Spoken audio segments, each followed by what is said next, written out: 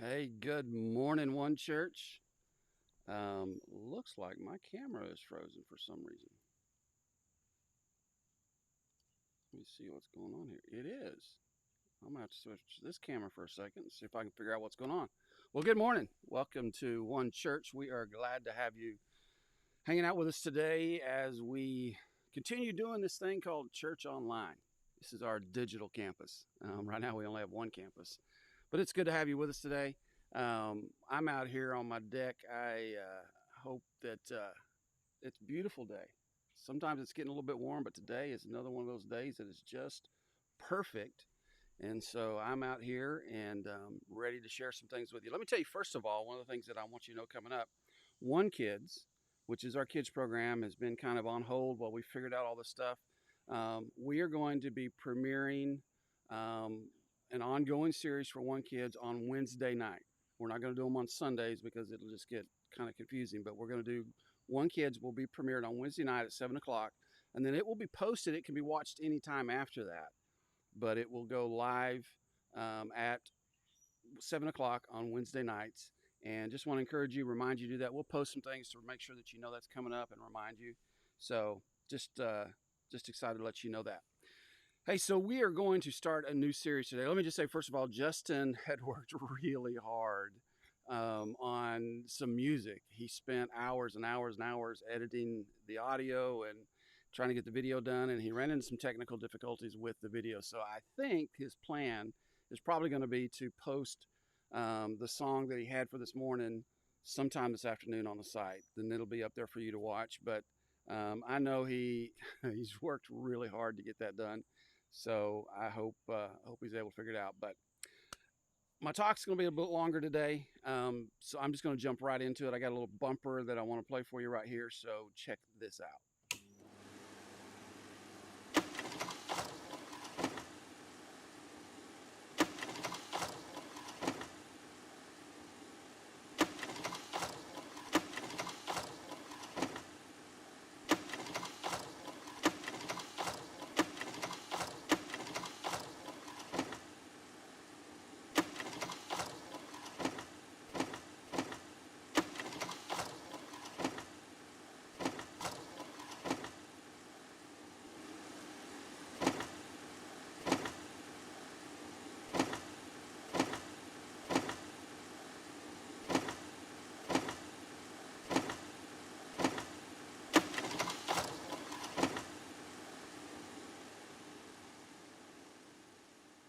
All right, so there it is. Talking points is the name of this new series. It's going to be a 3-week series. And let me just tell you that this is going to be a series that's going to make us all uncomfortable, but better. Um, it's entitled Talking Points, The Perfect Blend. And I like that title, The Perfect Blend of Politics and Religion. Here's the deal. I try my best to stay away from politics and church. Talk about religion a whole lot and faith, but politics is one of those things that we just try to stay away from in church. But when the topic of politics and religion intersect as they are right now, it's important for us to address it, for us to think about it, for us to talk about it. And that's what we're going to do today. I have spent quite a bit of time thinking through this and praying through this and trying to prepare for this. What I know is that I have a responsibility as the leader of our church and as a faith leader in our community to talk about the division that's in our political climate at this time, because that division in our political climate has bled over into the church, and it's not good. And so it's time for us to talk about it a little bit. I am adapting this series. This is a series that Andy Stanley had done, and I'm adapting it. And Andy, as he was introducing the series, he told a story about at the 2016 election, right after President Trump had been elected. Andy, that following Sunday, they didn't change their plans. They just continued with the series that they had going, and they didn't really address it, didn't talk about it. And Andy, they have 7 or 8, 9 campuses in the Atlanta area. And Andy was leaving one of their campuses that's way outside the city in a more of a suburban area. And he got done speaking, and he was driving out, sitting in his truck in the traffic, because traffic is long to get out of their services. And he flipped on Twitter and was looking, and he saw a message from, or a post from, an African-American woman who attended one of their churches that's in the city. And she said, "I came to church this morning looking for reassurance. I'm scared. No one even mentioned the election. I feel abandoned by my church." To which Republicans would be saying, scared of what, right? What do you have to be afraid of? Now, if the Democrats had won, you would have something to be afraid of. That would have been scary. And for Andy, he realized that this woman was experiencing it in a different way completely. Here's what we have to know. Nothing divides us like politics. Nothing. There is nothing that comes around us that can affect us, that can influence us, that can create division and strife and challenges like politics. Because nothing divides us like fear. And here's what we know. Politicians thrive on fear. You can raise a whole lot of money with fear. Just to think about the words that we hear right now. The Republicans are trying to take away your vote. The Democrats are trying to take away your guns. The Republicans are doing this and the Democrats are doing that. And because of all of this back and forth, it creates this fear inside of us. And we get to the point that we think that if a certain president is elected, it's going to be the end of the world. If a socialist Democrat is elected, it's the end of the world. If this Republican Trump is reelected, it's the end of the world. And let me just tell you, while you may feel that, you're wrong. I told you it's not going to be comfortable. While you may feel that if the person you are against gets voted in, it's the end of the world, it's not. Because God that we serve is bigger than Trump or Biden. Okay? I'm just going to say it. There have been times throughout the history of our nation where people have been on that same edge thinking that if that person gets elected, it's the end of our nation as we know it. And it didn't happen. I remember when Bill Clinton got elected. Bill Clinton was from Arkansas. I lived in Arkansas, and I went to a large church in Arkansas. And the Sunday after Bill Clinton got elected, our pastor preached a message that was entitled, "God is still in control." And that's what we have to realize, is that we can live in a place that fear drives us. What do we fear? Well, we fear loss, right? We fear loss of opportunity. We fear loss of our wealth or our culture. We fear loss of certain freedoms depending on who's in office. We fear loss of the progress that has been made by our particular political party. White people fear what might happen. Black and brown brothers and sisters fear what has already happened and what might happen again. For them, it's not theory, it's history.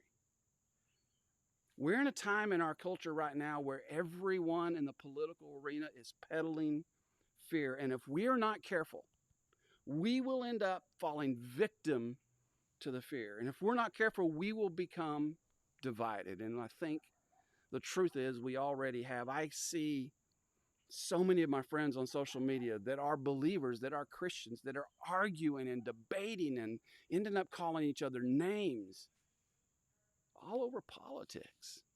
When we serve a God that is the same yesterday, today, and forever, we have to remember that. Back to Andy's story, as he was driving out of the church he was in, reading the tweet from the woman in one of the downtown churches about how much fear she had. He looked up, and another truck in front of him that was driving out of their parking lot, on one side in the back window had a NRA sticker, and another side had somebody peeing on Hillary. And he realized right then that their church, that was in 2016. But today I realize that our church, what I realize is the church is so divided. And while some would say that if you're a Christian, you're going to vote this way, and some others will say if you're a Christian, you'll vote this way. Here's what I can tell you. From looking at the primary platforms, both platforms have things that are biblical and hold to Christ values, and both have things that don't. And so it's not right for either one of us to claim that our party is the party of God. Told you it was going to be uncomfortable. Here's what we have to do. This is what is so important, is that we have to get to a place that we can disagree politically and love unconditionally. Read that. Look at the screen right now and read that to yourself. Can you disagree politically and still love unconditionally? That's going to be the crux of this whole 3-week series. And I have a question for you. Do you want to do that? Can you do that? I'm not talking about tolerate somebody. I'm talking about loving them unconditionally. I'm not talking about being nice with an eye roll and a smirk. I'm talking about loving the person that votes different than we do, loving them unconditionally. Are you willing to evaluate your politics through the filter of our faith rather than create a version of faith that supports your politics? Look at that. Let that question sink in. Are you willing to evaluate your politics, the way you vote, the person you support, through the filter of your faith? Are you willing to let your post on social media, your communication with others that vote different or act different than you do, are you willing to evaluate your reactions and your stances around politics through the filter of your faith rather than creating a version of faith that supports our politics? And that is a tough question. We're going to look in some scriptures today, and here's what I want you to understand. Jesus is going to be addressing something that I think he saw coming. Not the election, but the division. He may see the election coming. I'm sure he does now. He sees the election of 2020 coming. But back when he was walking on earth, he saw something coming that is so relevant for us today that we need to take some time and look at it. And that is the division. And here's what it says. Jesus is praying this prayer before his arrest, and he's praying a request. I mean, just think about it. Jesus having a prayer request. It's like, all right, any prayer requests? And Jesus goes like, yeah, I got one. It's kind of odd, right? But here's Jesus' prayer request. Father, the hour has come. Glorify your Son, that your Son may glorify you. I will remain in the world no longer. But they, talking about us, talking about his disciples that were there, they are still in the world, and I am coming to you. What's next is amazing. Most Christians don't really know and understand that this was his prayer request. But here's what he prayed. He prayed, Father, protect them by the power of your name, the name that you gave me, so that they may be one as we are one. He's saying, protect them. To what end? Protect them from what? Protect them from who? Protect them from themselves and the division that can happen, that they may be one. That was what he was asking for. That's what he was praying for and hoping for. And he continues, my prayer is not for them alone. I pray also for those who believe, who will believe in me through their message. Now here's what he's saying. He says, I'm not just praying for the disciples that are here today. I'm not just praying for my followers that are here today. I am praying for Noble. I am praying for Scott. I am praying for Justin. I'm praying for Debbie. I'm praying for those that will believe because of their message. That's what he was praying. He knew that we were going to be down here centuries later, and we would still be facing the same challenges of division. Look on what he says. That all of them, talking about the ones that were there then, the first century Jews and Gentiles and Romans and Samaritans, women and slaves and freedmen and soldiers and tax collectors and educated and wealthy and uneducated. He was praying for all of them. But he was also praying for the 21st century, you and me, the brown and the black and the white and the rich and the middle class and the single and the married and the privileged and the Republican and the Democrat and the independent and the indecisive. He was praying for us and for all of them who would believe on his name because of the message that we shared. And he was praying that they may be one. Not divided by the cares and the challenges and the stresses that the world throws at us, but that we could be one. And that may sound impossible. It may sound like it's not even a thing, but Jesus was throwing it out there as an imperative. While it seems impossible that in this climate, in this culture, that you can vote different than I do and that we could still be one, the truth is Jesus was saying it's an imperative. It needs to happen. It has to happen. But the only way it's going to happen is if we become intentional, because this thing is not natural. For us to love people that we disagree with, for us to love people that have different value sets in some levels than we do, that's not natural. It can only happen because we trust and because we allow him and ask him to love through us. And that's why he prayed it. And he continued to pray. He said, Father, just as you are in me and I am in you, may they also be in us. So that, here's again, he's got, there's something coming. So that, what is it that so that that's coming? The world may believe that you have sent me. Right now, I've got a challenge and ask us. With the way that I see so many of the church acting toward each other about politics on social media, does the world believe that we are his? Does the world believe that he was sent and that we've accepted him? I doubt it. So that the world may believe that you have sent me. It's like he was trying to nudge us or remind us of something that he had said earlier. And here's what it is. This is John 13. We were in John 17. Now we're in John 13. Here's what he said to his disciples. He said, as I love you, so you must love one another. he's talking to a group of guys that had already had some conflict. They'd already been arguing about who's the best. They'd already been arguing about who's going to get to sit next to him in the throne. They've already been arguing about all these things. And Jesus is saying, I want you to love each other just like I have loved you. By the love that we're talking about, this unconditional love for people that we don't agree with, for people that look different, that act different, that talk different, that are different and vote different than we do, that everyone will know that you are my disciples if you love one another as I have loved you. This was a new command. This was not a suggestion. This is not just Jesus saying, here's something I want you to think about doing.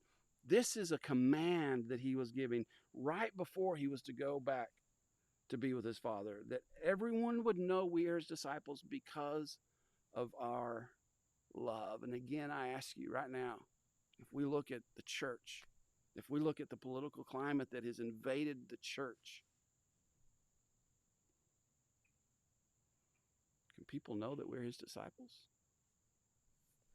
Let's go back to Jesus' prayer in John 17, because he continues. He says, I have given them the glory that you gave me, that they may be one as we are one. This glory, this weightiness, this expectancy that he has given us, he gave to us so that we could be one, just as he and the Father are one. Imagine that. We're not talking today about political unity, because we're not going to agree politically. We are talking about a unity of purpose, a unity of being together so that we can live out the real purpose of our lives here. Look, voting a certain politician in is not going to speed up the return of Christ. Voting a certain politician in is not going to make this country more Christ-like. I'm sorry. It's just not going to happen. I mean, we can look at countries that outlawed Christianity. China, during the 50 years that Chairman Mao was leading that country, when Christianity was completely outlawed, the church grew exponentially by millions, and they weren't allowed to meet in public, but the believers shared their faith with others, and they continued to share their faith. They showed love for one another, and the church, the Big C church within the country of China, grew exponentially. And when the doors opened up for China, for people, missionaries to be able to go back in, they expected to go in and find a country that was desolate when it came to Christianity. And what they found was a strong, vibrant underground church that had grown because the believers were united in a purpose. And that's what he's calling for us to do. I have given them the glory that you gave me, that they may be one as we are one, I and them, and you and me, so that they may be brought to complete unity, so that they may be united. That's what he wants from us. Then, again, he's throwing out that there's something coming that is important, and it's hinging on us being united. You get that? I want them to be united then because of their unitedness, because they're together. It's hinging on that happening. And here's what he says. So that then the world will know that you sent me and have loved them even as you have loved me. Look, if we're going to be a church of hope and love for everyone, we've got to be united. And no, that doesn't mean we all have to get together and decide who we're voting for. What it means is that we have to love each other in spite of who each other votes for. That we have to love each other unconditionally. There's no conditions on our love. I've been talking to Justin and some of the other leaders, and we may do this in the series just to show the diversity. We may have a coming out party. We may have a time of some people saying, hey, I go to one church and I'm voting for so-and-so. I go to one church and I support this political agenda. I go to one church and I believe that this is the right person. Why? Not so that we can divide ourselves, so that we can see that in the community called one church, there is diversity. And it can be a model for those around us of what Jesus is talking about right here, the type of unity that he is talking about. I love this. So then, the world will know that you sent me and have loved them even as you have loved me. What we're talking about here is one purpose, not one vote, one purpose. And that purpose is to make disciples of all nations.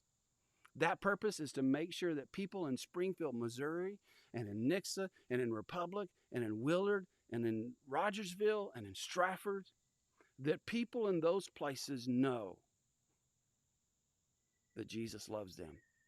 That we are here to make disciples and to share the hope and love that we've experienced with those people. That is our sole purpose, and our sole message is a message that Jesus died for you and loves you, and he rose again for you so that you can have hope and love and life everlasting. That's the message. We don't have a message in our church of go vote for this person or go vote for that person, or you can't come if you vote for that person. Look, there are enough churches around Springfield, we can find them, where you could go to that church and 90% of the people that go to that church are going to vote Republican. And there are other churches that we can go into this town and we could find that 90% of the people that go to that church are going to vote Democrat, no matter who the candidate is, no matter what the behaviors of that candidate is. We can find churches that are going to be like that. And if that makes you more comfortable, then you should look at that as a place for your church home. But I believe it is possible to have a diversity in a church where, regardless of politics, we love unconditionally. We have one purpose, one message, and one command. And that command is the command that rides on the foundation of what one church is all about.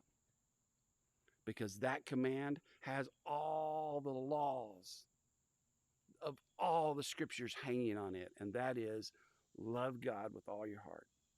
Love your neighbor as yourself. Look, your candidate will win or lose based on how America votes on a Tuesday in November. The church will win or lose based on how you and I behave between now and then. Let me say that again. Your candidate will win or lose based on how America votes. Whether it's mail-in or stand-in or walk-in or whatever. Your candidate will win or lose based on that. The church, the gospel, the good news of Christ will win or lose during this season. It's going to win ultimately, but it will win or lose during this season based on how we behave every day between now and election time. We must not let anything divide us. We must not let any political stance, political platform, we must not let any social media post, we must not let anything divide us. And we must not let anyone divide us. And I'm just going to be super honest with you right now. There are politicians that get up every day and their sole purpose is to divide us, is to be partisan. And here's the thing. I just challenge you. When you listen to the message of a politician, ask yourself, are they trying to bring unity or division?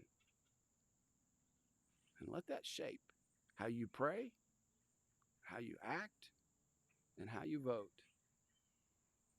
You see, we have to remember, it was Christianity, not a political party, that helped shape Western civilization. I'm not saying that America is a Christian nation, because nations can't be Christian. There can be Christians in a nation. But the values of Christianity helped shape Western civilization. It was the teachings of Jesus. It was his message that shaped us. It wasn't a political party. And the thing that's going to shape our nation going forward is the message of hope and love. It's not going to be who gets voted into office. We have to remember that. The foundation of the values of Western civilization of our country are justice, fairness, and dignity. Those didn't come from a political party. Those came directly from our faith in Jesus. So, let me wrap this up. I just want to encourage you to, over the next few weeks, as we talk through this, continue asking yourself that question that I asked early on. Are you willing? Am I willing to look at my politics through the lens of our faith rather than try to use my politics to shape my faith? And here's a prayer I have that I think is important. Two thoughts. Pray for oneness. Pray, Father, make us one so that we can influence many. Make us one so that we can share the hope and love that you've given us with many, with our community. And the second thing is look for an opportunity this week to love unconditionally someone with whom you disagree with politically. You know what that means? It means you have to be willing to talk to somebody that you disagree with politically in a mature, adult-like manner. I'm talking to all of us. Look for a way, an opportunity to love unconditionally someone with whom you disagree with politically. And here's the last thing I'm going to leave with you. Regardless of who gets voted in November, here's what Jesus says. I will build my church, and the gates of Hades will not overcome it. I will build my church, a place of hope and love for everyone, and the gates of hell, the division that anybody would try to bring, cannot overcome it. I want us to celebrate our diversity in one church. I want us to be a place of hope and love for everyone, and that means people that vote different than we do, dress different than we do, look different than we do, talk different than we do. Because after all, that's the model that Christ left for us. Here's what I want to encourage you to do. Pray that prayer. Look for that opportunity and make sure that you come and watch next week. Invite somebody to join us. Let's pray. Father, thank you so much for just